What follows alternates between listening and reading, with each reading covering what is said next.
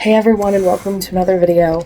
So buckle up, because this is going to be a really intense video and it may even be controversial to some of you people. And I filmed this is February 25th for me, but this particular video is going to have to come out after my reviews for the Avatar: The Last Airbender live action reviews, which are going to be coming out my review of one episode every Friday. So this may not be until April when this comes out, but we need to talk about what is wrong with, there's a lot of things wrong with modern day movies, but particularly when it comes to wanting to not make villains and trying to take out everything toxic to the point where the story itself suffers. So let's get into this. So I'm going to be pulling from a lot of different things and a lot of different movies or shows that have been doing this lately. But Disney is the biggest one that I've seen this happen with. So I don't even know where to begin. Basically what I just said, it feels like any trait that a character, like, we live in an era of prequels and series and remakes of famous works, so there's almost nothing new original coming out anymore. And the problem is that in these remakes or sequels, that if they take something that had a original idea behind it, they try to change it and take out what would have been seen as like a toxic thing, like a trait, a personality trait, and they take that out to avoid being toxic and change it so that, oh, there's nothing negative in any way. But the reality is that there's no really good villains anymore. There's no really good, even good characters can have negative or toxic traits about themselves because they learn to overcome them. And we as humans are flawed. And I think that we relate to that more when we see characters that have flaws that end up overcoming them. I have to let my dog out. So you kind of started to see this with a lot of the Mary Sue female characters, like Rey from the sequel trilogy in Star Wars. You see it with, I haven't actually watched the Marvels, but the superhero character, Miss Marvel, whatever her name is, she's basically like Superman, but Superwoman. Like, they never do anything wrong. They never make mistakes, and therefore they have nothing to overcome, and it makes them feel like they know everything, they can do everything, and they never make any mistakes at all, and that's why they're called Mary Sue characters. One example of this again was the Mulan live action remake. They didn't want the toxic idea of Li Shang being her general and being in command over her, because he's a man, she's a woman, because okay. And so they made him a soldier character, when the original movie kind of makes that special because him being a general and commander over her, there was obviously, like, they didn't want women in the army, and so there's the later at the end, when she's revealed and he has the choice of the general to kill her or not, he ends up making the right decision because she saved his life, and it ruins his entire character arc. Like, it just sucks everything out of it, and just, I don't know, it just kind of like, and then I gotta get my thoughts together. It just kind of ruined the movie. And honestly, there was nothing, it's like they try to avoid everything toxic, I haven't seen Disney's Wish, but it does feel like a lot of the new Disney movies that they're trying to come out with that aren't remakes are villainless. Like Disney's Wish, the villain was a villain, but like not that strong of a villain. Encanto was a good movie, but there was no direct villain. It was just like the magic in the house, and like they kind of villainized one of the uncles, but it feels like they're afraid to do anything bad because the thing that they're missing is that when we have villains, we see their bad behavior, and we as audiences, whether you're children or adults, even children movies can have really good villains because you see the villainous behavior and you know that is wrong. The villain is wrong, and you learn kind of what not to do or what not to believe or how not to behave based on a villain's behavior. And likewise, if a character shows a flaw or believes something to be wrong and behaves in a wrong way, as a kid or even an adult, you watch that and you see the character learn to fix that. One example of this is in the original Avatar: The Last Airbender animated show, which is designed for kids about 12 years old. Sokka is very sexist. He doesn't think women can be warriors or heroes, and they need to be cooking and cleaning and stuff like that. He gets called out on it a lot. He gets that gets basically proved completely wrong when he goes to Kyoshi Island and he is beat by these female warriors, and Suki teaches him how wrong he is, and his sister constantly challenges that. Suki constantly challenges that, and therefore Sokka changes and learns that he is wrong and that women can be warriors, and he learns to value and appreciate them for who they are, and he gets humbled and learns his lesson. And that lesson is missing in the live action show because they took the sexism out, because it doesn't fit for today. Yeah, and it's just one of those things that, like, I cannot emphasize enough how I feel like people today, especially Disney, but just Hollywood in general, are missing this concept that heroes especially can't think wrong things and learn to overcome them. Like in the Ahsoka show, which I genuinely did enjoy when I first watched it, but then in hindsight I'm kind of like meh about it now, especially after rewatching Star Wars Rebels. You know, there was a lot of flaws in the Ahsoka show that I missed when I first saw it, just because I hadn't watched Rebels in a long time. But in that show, Sabine literally gives up the map to people so that they can go get Thrawn. And so Thrawn, and every bad thing that he does is kind of because she gave it up just to save Ezra and made a huge mistake. But in the show, the showrunners and the people making it never wanted to address that fact, and so she never got reprimanded from it. Ezra never really confronted her about it, or never even found out about it. And you know, Ahsoka kind of just patted her on the back and said, "It's okay, my master forgave me when I made mistakes, so I need to support you in your mistakes." And they're never called out or for bad behavior and never learning anything, because it's like they want to walk this line of not saying or doing anything toxic in a movie ever. And it's like when we watch movies with bad things in them, we can learn what is right and what is wrong, and the movies or books or shows, whatever, has the ability to teach people things.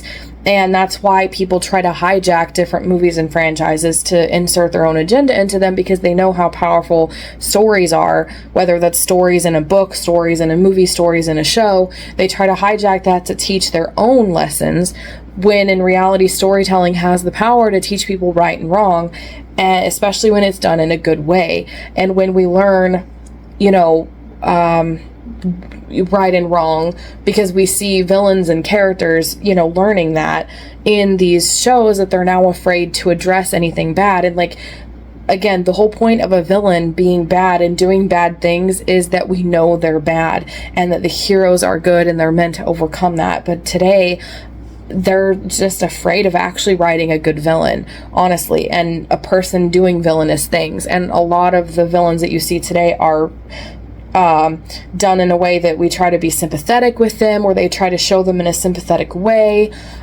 you know, because we need to, like, there's nothing wrong with understanding a villain, but at the same time, you know, editing Joanna here. As I was editing this, I feel like I didn't articulate myself very well, so I wanted to insert my thoughts as I'm editing this. What I mean is basically that while there's nothing wrong with having a sympathetic villain like Klaus or Damon from the Vampire Diaries, there are arcs to show that either they get redeemed or they don't, like Darth Vader, for example, but the evil things that they did are still evil, and that doesn't change that. The fact is that, you know, Damon killed a lot of people, Klaus hurt and killed a lot of people, Darth Vader literally served the Emperor and helped bring the Empire, you know, helped kickstart the Empire, destroyed the Jedi Order. So even though he was redeemed in the end, he died because you know, he had done so many bad things. And so there's nothing wrong with that, but here what I'm talking about in the modern day sense is that they try to overdo it to where all villains are portrayed and sympathetic in a way that, like, they're trying to justify the villain's actions so that they're not even villainous anymore. And some of the examples of this is like the Cruella movie. I haven't seen it, but it's just the concept of over sympathizing villains in a way that, like, you're trying to make us sympathize with the villain, not to do a good villain arc, but because you don't want to really portray the villain doing anything bad and actually, like, being bad. So some examples of this are Black Panther being one of them, which basically, like, the villain in that one, it's kind of like portrayed as he's trying to, how do I explain this? Like, he's trying to right the wrongs of the patriarchy, the white supremacy kind of concept. And so in that, it's portrayed as, okay, you're supposed to sympathize with this villain because he is only righting the wrongs that white people have done, and therefore Wakanda and stuff should use their technology to make the world a better place for African Americans, or just Africans in general, and save them from the evil white supremacist.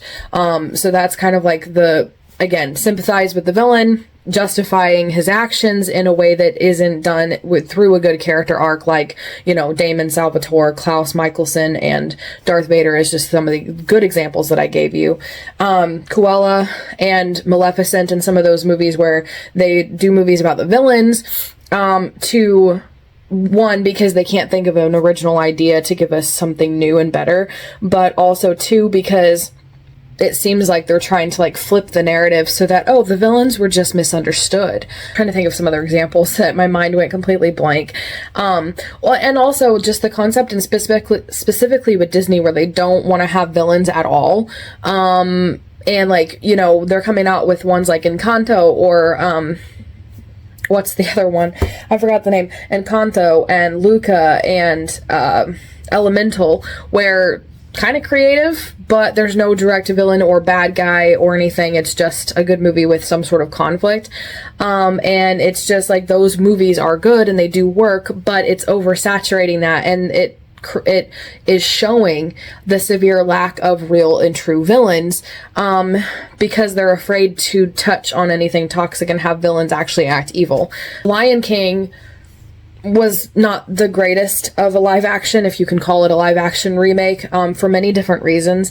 Scar, I'm pretty sure, still acted like a villain in that one. It's honestly been a while since I've seen it. But now they're coming out with Mufasa, and it seems like they're going to flip the narrative where, oh, Scar's just misunderstood. Mufasa was really kind of the bad guy, or at least Mufasa was somehow the cause for why Scar became who he was. Because again, you have to always justify the villain's actions instead of just having evil be evil, because sometimes evil is just evil, and there's no justification, there's no reasoning, there's no logic. It's just a person being evil and doing evil things because they are evil. Sometimes you need a good villain that has an explanation, like Darth Vader. He had kind of reasons for why he turned, but those reasons did not justify what he did. It just explained how he became who he was. And I think there's a big difference there between villains who have sympathetic backstories that we can empathize with, but that do not justify the bad and terrible things that they do, versus trying to sympathize with a villain to justify their actions. There's a huge difference there, and I feel like modern day movies, but especially Disney, is leaning more toward justifying a villain's actions, and then they don't even show the villain really doing villainy things or evil acts in a severe way, to where, okay, when you sympathize with them, they've only done so much stuff, so it's like, okay, you can kind of justify that, instead of showing them doing evil things so that the backstory doesn't justify the evil things that they've done. But if you don't show them doing really, really evil things, then the backstory is automatically going to justify the few things that they've done wrong, if you will. Which I hope that I hope that makes a lot of sense. Some other examples are of Raya and the Last Dragon, I think is what it's called, Raya and the Last Dragon. The antagonist was kind of set up, but is kind of like more of just a misguided character, with understandable motivations. And so that's basically like, the fear and insecurity is really what drove the antagonist. So it's still kind of like one of those things where it's like, okay, like Black Widow is another example, because in that one, it's like, I can't remember the details, but the guy was like he was basically just a traditional bad white man trying to use the female assassins for his personal gain or whatever. And it kind of justified the actions of some of the assassins, and like, because he was kind of pulling the strings and stuff. And honestly, he was pretty easily defeated by Black Widow and all of the other like female assassins or whatever. And if we look at movies like the Marvel movies and the original like phase 1, where we have Captain America, Thor, Iron Man, even like the second Captain America Civil War with Iron Man versus Captain America, you have the Avengers, like you have Star Wars, you have Avatar, The Last Airbender, like all of these classic movies, the main characters had flaws, and they had these like almost like a war within themselves, something that they had to overcome. Like obviously there are plot lines and external factors that they had to overcome, and villains they had to fight, and all of that stuff too. But what makes Zuko and Anakin Skywalker some of the best characters that have ever been made of all time, it is because they had the conflict within themselves. In Zuko's case, he starts off as a bad guy with Aang, trying to hunt down the Avatar, and he has this constant war with himself about trying to be the prince that his father wants him to be, and trying to hunt down the Avatar and restore his honor, and learning that his honor doesn't come from that, it comes from who he chooses to be, and he makes the wrong choices. Several points in the show, he chooses to hunt the Avatar, and he has opportunities to do the right thing, and he doesn't. In Anakin's case, he started off good, learning to be a Jedi, but he had flaws. He was really arrogant. His arrogance was his downfall, part of his downfall. He ended up making mistakes, disobeying the Jedi Order, falling for Padme when he probably shouldn't have. He ended up putting Padme first when a Jedi is supposed to be selfless and put the world first. And he ended up going bad and turning bad and giving in to all of his selfish base desires to get power for himself, to save Padme, but still he didn't want Padme to die because he loved her because of himself. Like, he didn't want to lose her because he had gone through grief from his mother. And even like, I don't know, like Thor has always, like the first Thor, he's really arrogant. He is not worthy to wield the hammer, and he had to overcome all of that arrogance to end up becoming worthy, to become the hero that he can be, and that his father knew he can be. And it's like these days, you are who you say you are, and your identity is 100% correct. And that political messaging seeps into the creators of movies and shows today, where they reflect that in the characters, that, oh, they're perfect the way they are. You are fine the way you are. You have nothing to change, nothing to overcome. You are perfect. You are you. You be you. How do you feel? How you feel is who you are on the inside, and who you are on the inside is never wrong, and it goes along with the political agenda of today, that whether, you're, on whatever side of the political aisle, whether you're, part of the LGBTQ community, whether you're, whatever your race is, if you're a minority race, if you're a woman, we're told constantly in today's era that who you are and who your identity is on the inside is always right. You have nothing wrong with you, and therefore it teaches us that we have nothing to overcome. Just like in those movies, the heroes of today are not actually heroes anymore, and they don't feel that way because they're not overcoming any difficulties. They're not overcoming any obstacles and flaws within themselves. Hear me now. It is not wrong to say that there is something wrong with you. Every single person on this planet who has ever lived in the history of the world has had a flaw or made a mistake at some point or another. We all have things that we need to change about ourselves, and we all have things that we need to overcome, and parts of ourselves that are wrong. That's not bad to admit that. It's okay to admit that you have flaws, that you make mistakes. It's okay to want to fix those mistakes and better yourself. And the messaging of today is you're fine the way you are, there's nothing to change. And that's what's reflected in our movies and our books and our shows and in the media and everything. And it's not only not relatable, it's unrealistic, and it teaches people the wrong idea, because then they think that they're fine the way that they are. And if you tell them that there is something wrong with your behavior or the way that you're acting, the way that you're living your life, they get personally offended because they've been told that who you are, how you live, the choices that you make are your identity, and they feel like they're being attacked, when the truth is that you're just making the wrong choices. You're living a wrong type of lifestyle. You are loving something that you shouldn't. You are embracing your flaws instead of trying to overcome them. And so when those are attacked, they get offended, when the truth is that we all have flaws, we all have mistakes, we all make bad decisions, we all at some point have tried to live a life that we should not have, and it's okay to try to overcome those and to work at yourself and try to make yourself better than what you were before. And it's not offensive for somebody to tell you that. In fact, it's really loving for somebody to tell you, hey, you need to work on this. I have anger issues. I yell and I cuss if I get mad. I'm very quick tempered, and when I get off, I unfairly yell and scream and cuss at the people that I love without meaning to sometimes, but that's a wrong factor. So sometimes I have to have the loved ones around me tell me, you need to work on your anger issues. You need to learn to stop cussing. You need to learn to talk through your fights instead of just yelling and screaming at people. You need to change and, give me advice on how I can go about doing that. That is not attacking my character, because I am not my mistakes. Our identities are not just how we behave and how we act and the choices that we make. We're beyond that. We do have, personalities that go beyond our identities, if you will. And so it's not an attack on my personal character to tell me that there are things that I need to work on and to give me advice on how to overcome those things.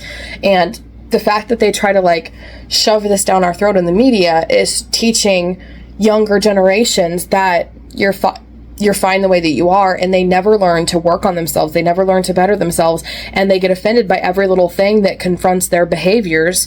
And that's why you have, studies and different things that show that Gen Alpha, the youngest generation of kids, is really misbehaved in public, because the parents of Gen Alpha are learning that and teaching that to their kids as well, so then they don't try to correct bad behaviors in their children.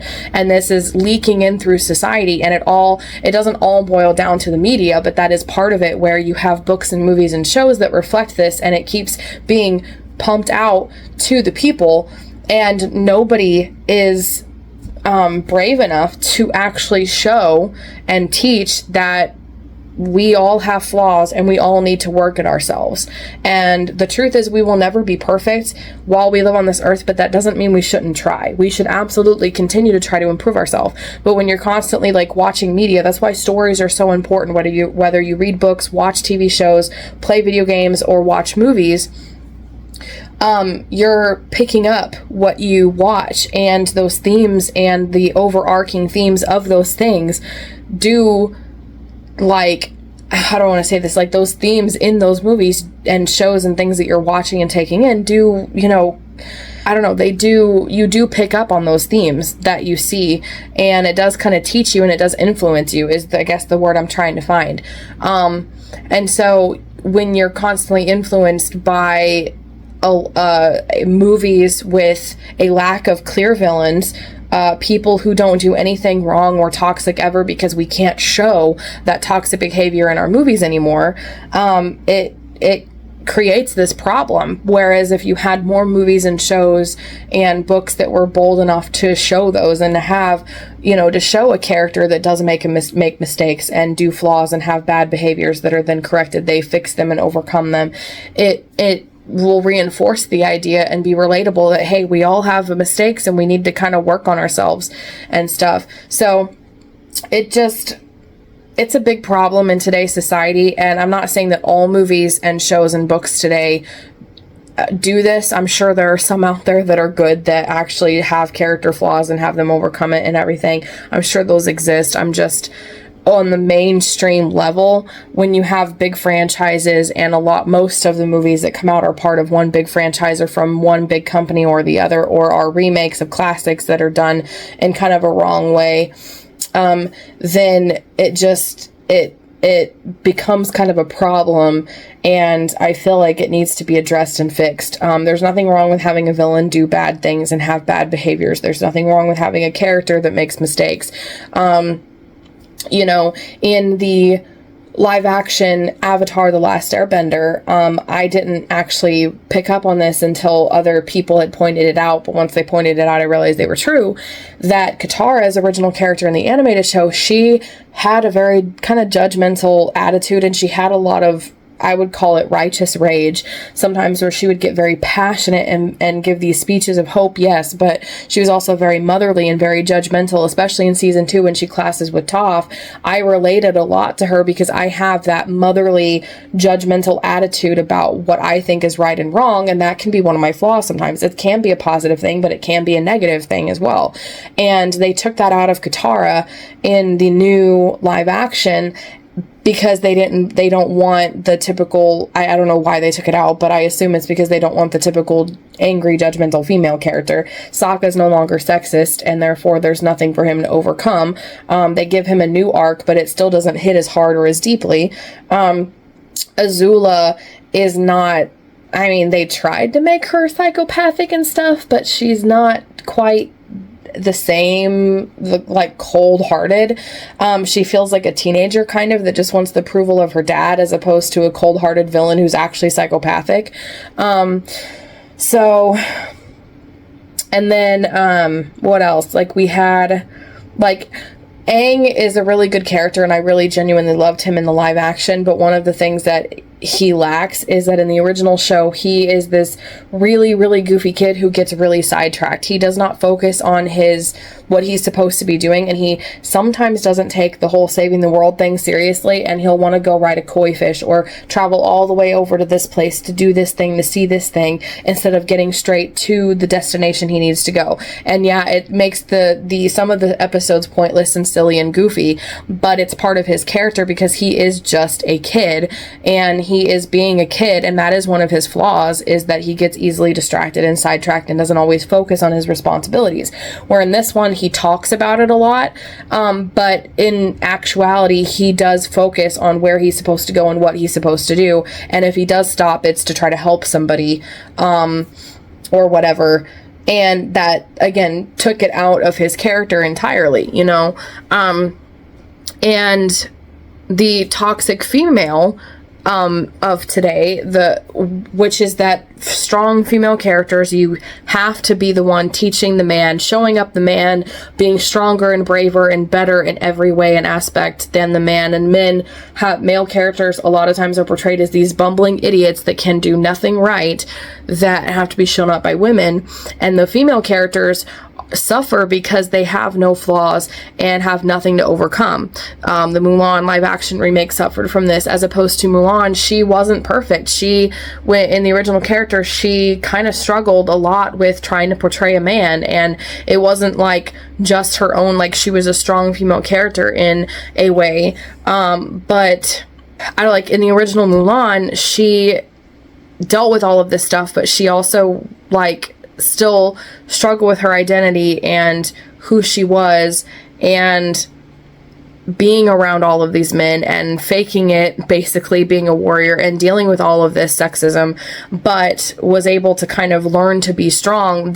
I'll make a man out of you at the end, toward the end of the song, Shang basically sings it to her, obviously because it's a Disney movie, and tells her that you're not good, like you aren't strong, pack up, go home, you're through.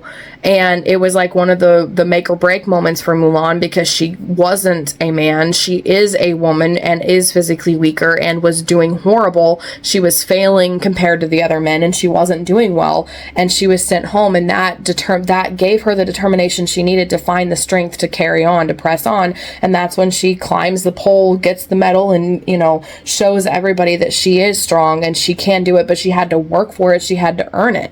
Unlike the new Mulan, who just kind of like was already good and strong and good and beautiful and everything, and it was just everybody else around her that kind of needed to learn it, and her family and all that stuff. And it makes the female characters suffer, especially in this new era, because they're not allowed to have flaws. Like, characters in general just don't have flaws. Like, when you compare a movie like The Marvels to one of the other original classic Marvel movies that we all love, there's a very big difference between those, and it all starts with the characters having and overcoming flaws, and learning that it is okay to show your characters making mistakes. I know that we like characters, and the whole concept is that we want to admire them. That's why they've been the whole at being diverse, like having so much of your cast be diverse, because when you know, certain groups of people don't have as many characters that look like them, and therefore they can't admire them. And so the whole theme of today seems to be, you want to have characters that you can look up to and admire. The truth is, we can look up to and admire a flawed character that learned how to overcome those flaws. That makes a strong character, that makes a good character that is in the end good to look up to and admire. An example of this is not necessarily in a movie, but in the Bible, King David is a person who lived in the Bible and in real history. He was extremely flawed. He made a lot of mistakes, but we can look up to him and admire him because the one thing that he did right was he constantly went to God about his mistakes and his sin, and he turned to God when he was overwhelmed, when he was being hunted down, when he felt like he was just so depressed and at the end of his rope, so to speak, when he was sick, or when things were going wrong, when he needed advice. He went to God every day to worship him. He admired his word. And so despite all of his flaws and mistakes, he tried to work through that in the way that we need to do that, which is going to God and having God kind of work in our lives. And so that's one of the reasons why David as a character can still be admired, because he learned to go to God with everything, and he became more than just his mistakes. Now that's kind of just a real example, but for some reason he was the first character, like, not character because he's real, but the first person that came to my mind. But long-winded rant.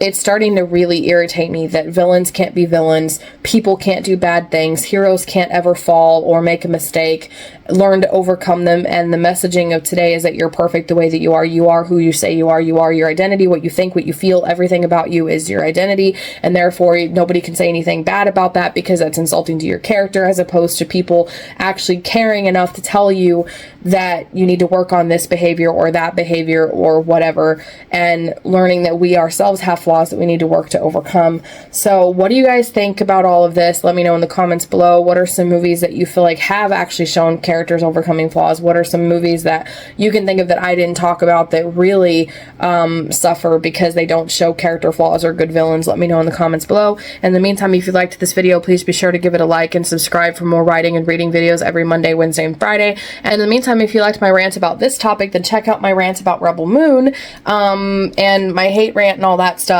So check that out. You gotta love watching rants. And check that out. You don't want to miss it.